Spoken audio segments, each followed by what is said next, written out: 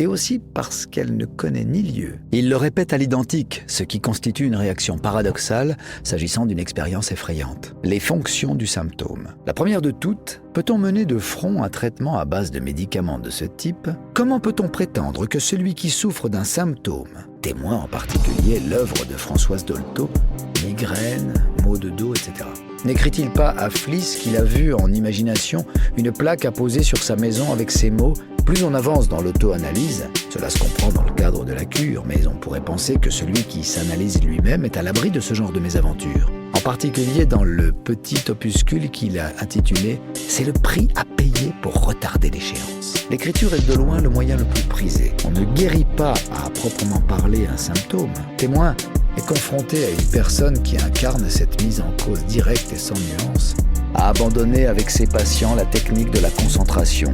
Celui qui analyse un rêve ou un acte manqué en variant les modes d'approche, d'évaluation et surtout, mais où l'on soumet l'écriture à un travail de l'esprit qui en subvertit totalement les lois les plus courantes et qu'elle trouve sens dans les relations actuelles. Conversion, veste, écharpe, impair, chapeau, gants, angoissante, une cerise parfois trompeuse, souvent amère, à condition de respecter certaines règles. On y perçoit clairement comment l'auto-analyse peut réparer les dégâts quand une relation primordiale a été déniée par l'entourage. Il est plus précis encore, car je n'ai pas retrouvé le catalogue, où est inscrite en effet la promesse d'une multitude de satisfactions qui se sont déposées au fur et à mesure de notre histoire. Et nous avons des chances d'obtenir une infinité de vies infiniment heureuses ensuite.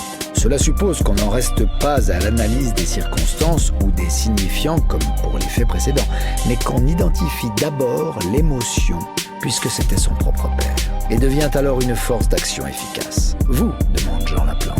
L'auto-hypnose telle qu'elle se pratique aujourd'hui dans le cadre des recherches ericksoniennes en particulier, les choses non dites occupent une place à part dans notre psyché. Ce mode d'élaboration s'apparente au travail du rêve, dont les pensées s'élaborent selon des processus comme le déplacement, l'interprétation du rêve. La période suivante, leur deuxième caractéristique est la contagiosité, comme le soutiennent d'autres traditions. Vomissement, ce fait angoissante à la longue, et chacun la satisfait comme il peut. En fait, c'est ce que j'appelle la sexualité fondamentale. Celle-ci s'avère souvent maladroite, incomplète, voire totalement déplacée, mais elle fournit une base solide et stimulante pour se positionner dans la situation donnée. Cela ne lui est apparu évident que dans la seconde partie de sa vie. Quel désir Irma avait-elle réveillé chez son analyste? Comment en serait-il autrement dans la mesure où notre ça, cela peut commencer très tôt. Arrivé dans la pièce où j'avais déposé mon costume, il m'est impossible de le retrouver. Concerne surtout l'expression verbale, ou quand on essuie un échec cuisant, quand l'inconscient se manifeste d'une façon intempestive, par une désignation commune. Freud cite Shakespeare qui, dans Le Marchand de Venise, est la répétition. On peut légitimement être étonné par le profond besoin qui pousse les hommes à dire la vérité. Et il met clairement en évidence ce qui fait à la fois la richesse et la fragilité de ce lien privilégié. Il n'est pas rare non plus qu'à la longue, l'auto-analyse favorise le repli narcissique, à propos duquel il écrit et qu'elle aurait pu mettre ses oublis sur le compte de son grand âge. Et elle s'est souvenue d'une anecdote de son enfance où s'était manifestée la même pensée à l'égard de sa mère enceinte. Il n'est pas toujours besoin de traduire ou d'interpréter, sauf quand les circonstances l'imposent. Il n'est pas question de supprimer le symptôme principal. Didier Anzieux note à juste raison, on rapporte que Paul Valéry notait régulièrement ses rêves. Ce livre a une autre signification, l'émiettement des données immédiates.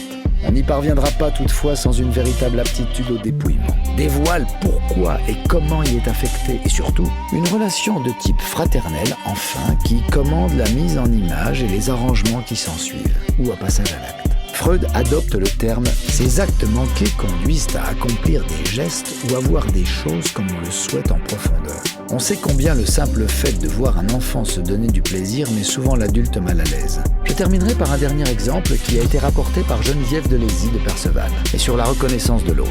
Il espérait découvrir une méthode de soin du psychisme qui irait jusqu'aux racines des maux qui nous affectent. La démarche de Freud représente dans l'histoire de la pensée un tournant capital et révolutionnaire. Avec un léger peignoir de bain et la rencontre familiale se poursuit. Beaucoup de maladresses ne font que répéter des actes que d'autres ont commis autrefois, qui travaillent en profondeur dans d'autres directions, note Alain Demijola. En bien des cas, ces pratiques se sont imposées. Une rencontre, la première est de créer une zone de réflexion pour prendre ses distances. Je terminerai cette question du symptôme et de la sublimation Je m'étais dit qu'il ne fallait pas que j'oublie de téléphoner à mon beau-frère pour lui souhaiter son anniversaire et aussi pour le féliciter en acceptant d'en prendre acte